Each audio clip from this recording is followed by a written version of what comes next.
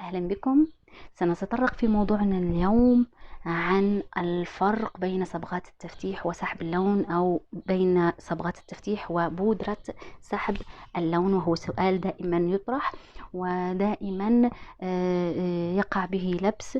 هناك من خصوصا المبتدئين، وأيضا هناك أشخاص لديهم معرفة ودراية بالصبغات وتغيب عنهم هذه المعلومة عن هذه الصبغات التي هي خاصة بالتفتيح. إذن سنتكلم عن صبغات التي نفتح بها الشعر والتي تسمى الهايلايت داي، أو هناك أشخاص يسمونها الصبغة البيضاء، وأيضا احتمال تأتي مكتوب على العلبة مقوية للبياض، صبغة مقوية للبياض. سنتكلم عنها اليوم وعن الفرق بينها وبين بودرة سحب اللون، متى نستعمل كل واحدة منهم ولما نستعملهم. تحدثنا قبل عن درجات الشعر والتي هي من 1 إلى 10، وقد تكلمنا عنها كثيرا. رقم 10 هي صبغة للأشقر عادي، يعني هي ليست بالصبغات المقوية للبياض أو صبغات التفتيح، بل هي صبغات عادية، يعني تعطي أشقر أقصى درجة، تعطي الأشقر العادي، يعني أشقر عادي، هي صبغة عادية. صبغات التفتيح تأتي على شكل أرقام، تأتي على شكل أرقام 11 12 13، أو تأتي على شكل 0 0، يعني تأتي 0 0 مكتوبة، أو 13 أو 12 أو 11، مثل ما الصبغة التي بحوزتي الآن هي على 0 0 ومكتوب عليها مقوي التفتيح، هكذا تأتي على 0 0. صنعت هذه الصبغات للوصول إلى التفتيح المطلوب للأشقر دون سحب لون. هي قد صنعت للأشخاص الذين يخافون من استعمال سحب اللون، والذي هو ليس بهذه الدرجة يعني من الضرر الذي يعني يسبب لنا خوف كبير من استعماله. فسحب اللون إن استعمل بالطريقة، يعني بودرة سحب اللون إن استعملت بالطريقة الصحيحة وباحترافية فلا ضرر يعني سيلحق بالشعر، وبالتالي سنصل للدرجة المطلوبة بسحب اللون دون ضرر. إلا في حالة استعماله بالطريقة الغير صحيحة، يعني اعتباطا نستعمله من غير أي قواعد، فهنا ممكن أن نسبب تلف للشعر، تلف يعني كبير جدا للشعر. لسحب يعني سحب اللون ليس له ضرر أكبر من هذه الصبغات، يعني هذه الصبغات أيضا هي مقوية للتفتيح، فسحب اللون ليس بمضر أكثر من هذه الصبغات. لذلك لا يجب أن نأخذ عن فكرة مغلوطة أو فكرة يعني التخوف لهذه الدرجة الكبيرة. لذلك يجب أن نلغي هذه الفكرة، وأن يعني نستعمل الأشياء، يعني كل المنتجات يجب أن نستعملها بالطريقة الصحيحة، وأن نستعمل المنتج المعروف، والمنتج يعني ذات الجودة، المنتجات ذات الجودة العالية. إذن ما هي صبغة التفتيح؟ هي صبغة دائمة تفتح الشعر، تختلف تركيبتها قليلا عن الصبغة العادية التي تكلمنا عنها كثيرا وقلنا أنها من 1 إلى 10. هذه الصبغات أيضا دائمة، ولكن يعني تركيبة هذه الصبغات تختلف عن تركيبة هذه الصبغات قليلا، لذلك فهي خاصة بالتفتيح. هذه الصبغات التي تأتي على 11 12 13 أو 0 0 تركيبتها يعني تختلف بها أمونيا أكثر من باقي الصبغات التي على 10 أو صبغة الشقار، وأيضا نسبة الصباغ بها أكثر، بها لون قوي ومركز أكثر.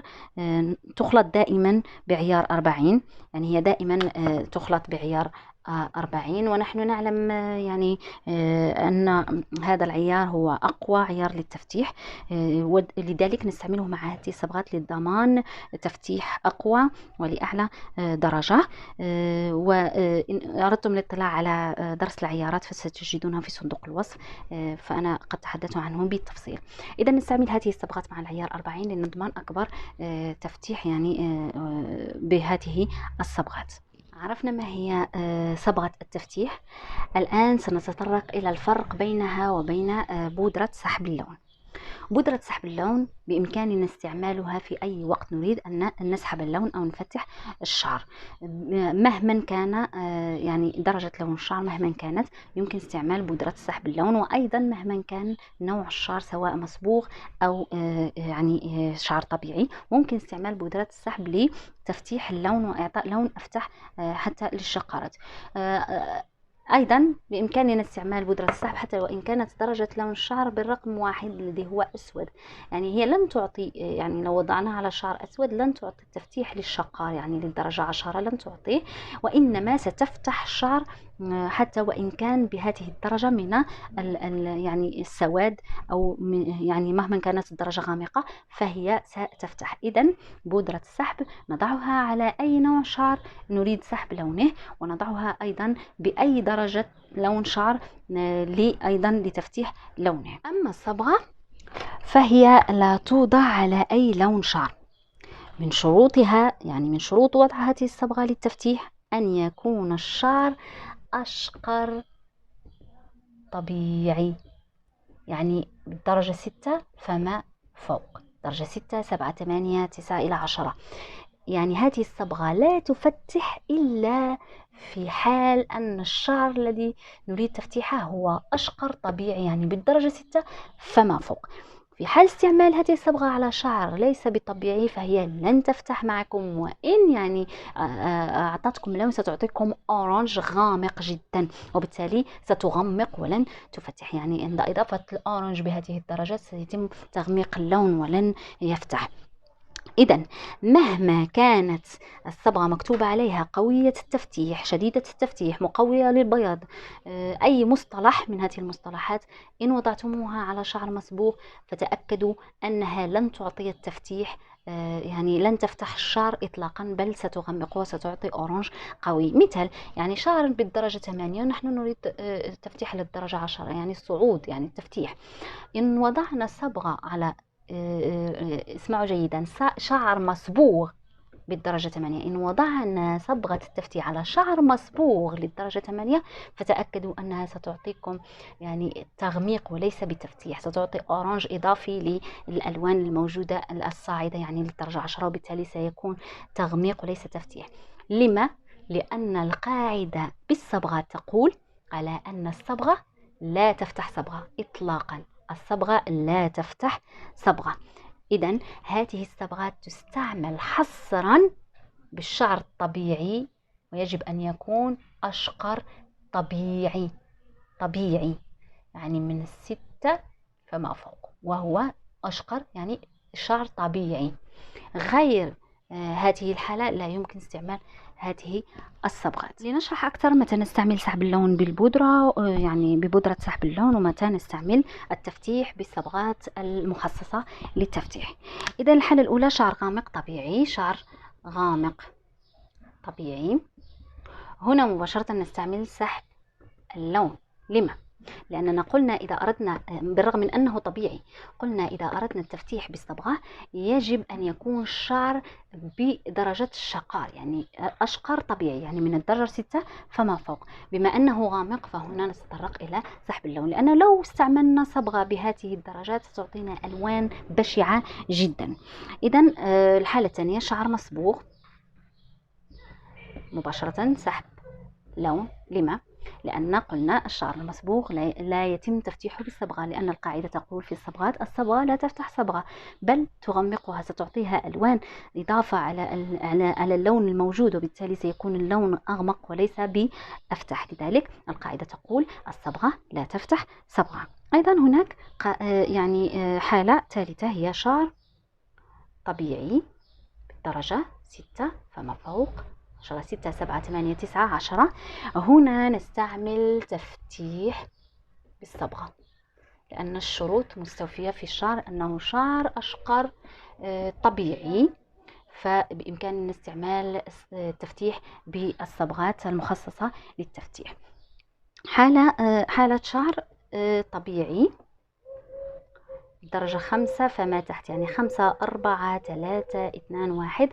هنا نستعمل سحب اللون، لأن بالرغم من أن الشعر طبيعي فهو يعني غامق، يكون هنا موجود أحمر أو بني، فيجب استعمال سحب اللون، لأن كما قلنا تفتيح بالصبغة يتطلب الشرط الذي هو يجب أن يكون الشعر بالأشقر الطبيعي، يعني من درجة 6 فما فوق، ليس من الدرجة 5 فما تحت. لذلك إن لم تتوفر بالشعر الشروط التالية فلا تستعملوا التفتيح بالصبغة، لأن الألوان التي ستصعد على شعركم والتي ستظهر على شعركم لن تكون بالألوان المرغوب بها إطلاقا. سنتحدث الآن عن الضرر سواء باستعمال الصبغة للتفتيح أو استعمال البودرة للتفتيح. نحن عادة نفضل التفتيح بالصبغة على السحب، لأننا نرتاح فقط لكلمة صبغة فقط. هذا هو الشيء الذي يعني يؤدي بنا إلى اختيار الصبغة في التفتيح على السحب. لكن المفاجأة أنه إن استعملتم الصبغة للتفتيح أو السحب فالضرر نفسه.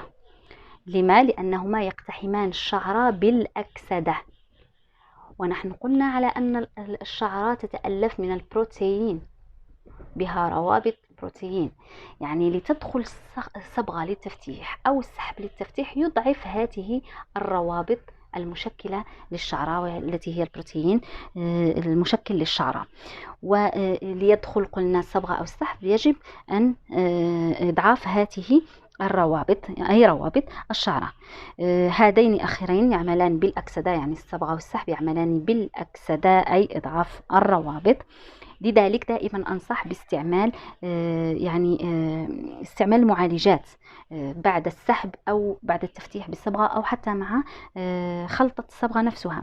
ومن أهم المعالجات التي أكرر ودائما أقول أتحدث عنها هو الأولابلكس، لأن هذا الأخير يعيد تشكيل الروابط ويعيد تأليف هذه الروابط التي تم إضعافها، يعيدها من جديد، وهو يعمل داخل الشعرة وليس خارجها، وبالتالي هو من أحسن المعالجات للشعرة. إذن الضرر هو نفسه سواء باستعمال الصبغة أو استعمال السحب، يعني صبغة التفتيح القوية للتفتيح أو السحب، فالضرر سيكون نفسه، لأنهما يعملان بطريقة الأكسدة أي إضعاف روابط الشعراء التي تتألف منها الشعراء البروتين الكيراتين، فلدخولهما يعملان على إضعاف هذه الروابط، وبالتالي فالضرر هو نفسه، ليس لأي منهما ضرر أكثر من الآخر. إذن ما هو الفرق بين استعمال صبغات التفتيح المقوية للبياض أو سحب اللون ببودرة السحب؟ هناك فرقين فقط لا ثالث لهما. بودرة السحب تسبب نشفان للشعر، يعني عند استعمال بودرة السحب على الشعر تسبب نشفان للشعر أكثر من استعمال صبغة التفتيح.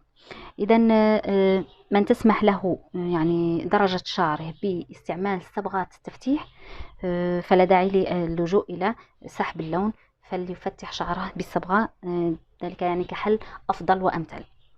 وأيضا سحب اللون يتطلب بعده كحل أمثل استعمال التونر. لما؟ لأن قلنا على أن سحب اللون عندما يسحب يأكل الألوان، وبالتالي يصبح الشعر بالألوان الضمنية، وهذه الألوان الغير مرغوب بها. إذن نستعمل تونر بعد سحب اللون لإطفاء هذه الألوان الغير مرغوب بها، وبالتالي إعطاء ألوان، لأن السحب لا يعطينا أشقر على ذهبي أو نحاسي أو ثلجي، يعني هو يعطينا شعر بألوان ضمنية. ولتفادي هذه الألوان الضمنية وإعطاء لون للأشقر الذي وصلنا له بالسحب يجب استعمال تونر كحل أمثل، لأن هذا التونر ليس له ضرر يذكر وهو خفيف على الشعر، وبالتالي يذهب ألوان غير مرغوب بها ويعطينا ألوان على رمادي، ثلجي، بلاتيني، يعني يعطينا انعكاسات جميلة جدا على الشعر ويذهب الألوان غير مرغوب بها. بينما استعمال صبغات التفتيح، هذه الصبغات قلنا أنها تأتي بالألوان 11 12 13، أيضا تأتي هذه الأرقام بألوان مساعدة، يعني ممكن أن تأتي 11 على 1، 12 على 1 أو 12 على مثلا 2، يعني تأتي هي بألوان مساعدة كانعكاس، يعني تأتينا بالانعكاس. فهذه الصبغات ماذا تفعل؟ تفتح لنا الشعر، يعني الشعر الذي قلنا عليه أن يجب أن يكون أشقر طبيعي، فهي تفتح هذا الشعر للدرجة المطلوبة وتعطينا انعكاس لوني. دائما الشركات المصنعة لهذه الصبغات تقول على أن هذه الصبغات لها يعني استعمالها اثنان في واحد، فهي تفتح الشعر للدرجة المطلوبة وأيضا تعطي الانعكاس المطلوب، إلا أن بعد تجربتها والخبرة بها هي لا تعطي اللون المطلوب كما يجب، يعني الانعكاس اللوني كما يجب. هي تفتح لكن الانعكاس اللوني لا يكون كما يجب، لذلك نضطر لإضافة أيضا هنا تونر أو رنساج بعد استعمالها، فكحل أمثل يعني لنحصل على الدرجة المطلوبة بالانعكاس المطلوب. لذلك يجب أن نستعمل، يعني بعد الخبرة يجب أن نستعمل تونر بعد هذه الصبغة. لذلك الفرق بين الصبغة والسحب هو أن الصبغة تفتح الألوان وتعطي انعكاس لوني، بينما السحب يفتح الشعر ويأكل الألوان ليفتح الشعر، وبالتالي نصبح بألوان غير مرغوبة أو الألوان الضمنية التي يعني الدافئة جدا يعني الأورنج، الأصفر، بنانا البشع. لذلك يجب استعمال التونر لإذهاب هذه الألوان وإعطاء الانعكاسات اللونية. متى نستعمل هذه الصبغات المقوية للبياض أو التي تستعمل في التفتيح؟ أول شيء نستعملها حين يكون الشعر طبيعي كما سبق وقلنا. نستعملها ثاني شيء في الدرجات من 6 فما فوق 10، يعني 7 8 9 و10. نستعملها أيضا في حالة أنه الشعر غير متضرر، لأن كما قلنا أن هذه الصبغة تعمل عمل السحب، يعني عمل بودرة السحب، وبالتالي إذا أردنا الصعود مثلا 3 درجات في التفتيح وشعر متضرر، فهنا سيتسبب في ضرر مثلها مثل السحب. مثلا حين نضع بودرة السحب للصعود ب3 درجات فسيلحق الضرر بالشعر مثلها مثل السحب. دائما نعلم أننا حين نريد درجات أكبر في التفتيح، درجة 4 درجات 3 درجات، فهنا الضرر يكون أكثر من أننا نستعمل التفتيح لدرجتين أو لدرجة واحدة. نأتي إلى كيفية استعمال هذه الصبغة والنسب. إذا نسبتها هي 2:1، 2 أوكسيدانت ل1 صبغة.